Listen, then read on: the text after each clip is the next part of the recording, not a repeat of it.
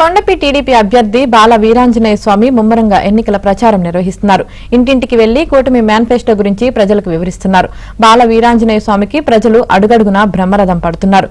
కొండపి నియోజకవర్గ అభివృద్ధే తన ధ్యేయమని అంటున్న బాల వీరాంజనేయ స్వామితో మా ప్రతినిధి వెంకట్రావు ఫేస్ టు ఫేస్. ప్రకాశం జిల్లా కొండేపి టీడీపీ కూటమి అభ్యర్థి బాల వీరాంజనేయ స్వామి హ్యాట్రిక్ దిశగా ఎన్నికల ప్రచారం నిర్వహిస్తున్నారు. ఇప్పటికే కొండేపిలో వరుసగా 2 సార్లు గెలుపొందారు ఎమ్మెల్యేగా.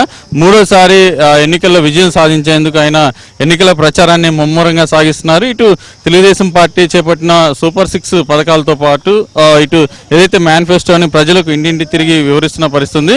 ప్రస్తుతం ఎన్నికల ప్రచారంలో ఉన్న బాల వీరాంజనేయ స్వామి ప్రజల నుంచి రెస్పాన్స్ ఎలా ఉందో కనుక్కుందాం. సార్, మీరు చెప్పండి, ఇబ్బందికర పరిస్థితుల్లో కూడా ఎన్నికల ప్రచారాన్ని నిర్వహిస్తున్నారు, ఎలా ఉంది జనం నుంచి రెస్పాన్స్?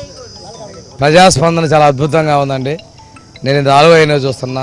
ఈ ఎన్నికల్లో విశేష ఆదరణ, అద్భుతమైన స్పందన ఉంది. మండు టెండర్లను సైతం లెక్క చేయకుండా ప్రజలు రోడ్ల మీదకి వస్తున్నారు. పార్టీలోకి విపరీతంగా చేరికలు వస్తూ ఉన్నాయి. చంద్రబాబు నాయుడు గారిని ముఖ్యమంత్రి చేయాలి, జనసేన బీజేపీ తెలుగుదేశం ప్రభుత్వాన్ని గద్దెనెక్కించాలి, ఈ రాష్ట్రంలో వైసీపీ రహిత రాష్ట్రాన్ని చూడాలని చెప్పేసి ప్రజలు ఉత్సాహంగా వస్తున్నారండి. అంటే గతంలో టీడీపీ అధికారంలో ఉన్న సమయంలో తాగునీరు, సాగునీరే ప్రధాన ఎజెండాగా మీరంతా పనిచేసిన పరిస్థితి కనిపిస్తూ ఉంది. ఈ ఎన్నికల్లో అధికారంలోకి వచ్చిన తర్వాత కొండేపి నియోజకవర్గానికి ఏం చేస్తామని హామీలు ఇస్తున్నారు?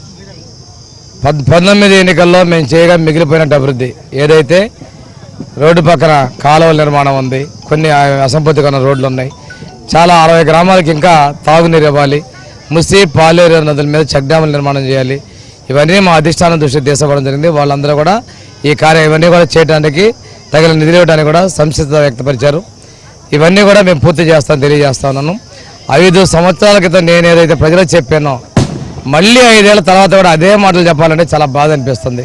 ఇది చూస్తూ ఉంటే మా నియోజకవర్గం, మా గ్రామాలు 5 సంవత్సరాల క్రితం 5 సంవత్సరాలు వెనకపోయేది అర్థమవుతా ఉంది.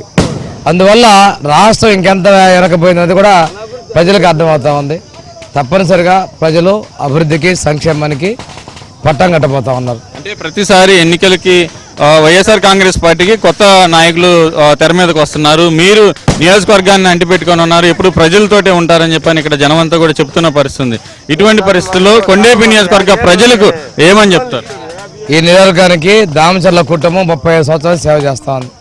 రిజర్వ్డ్ అయినప్పటికీ కూడా నాకు అండగా ఉండి తెలుగుదేశం పార్టీ కోసం దామచర్ల సత్య ఉన్నారు. నేను కూడా ప్రజల మీద నమ్మకాన్ని వమ్ము చేయకుండా ప్రజాసేవకి కలిసిపోతా ఉన్నాం.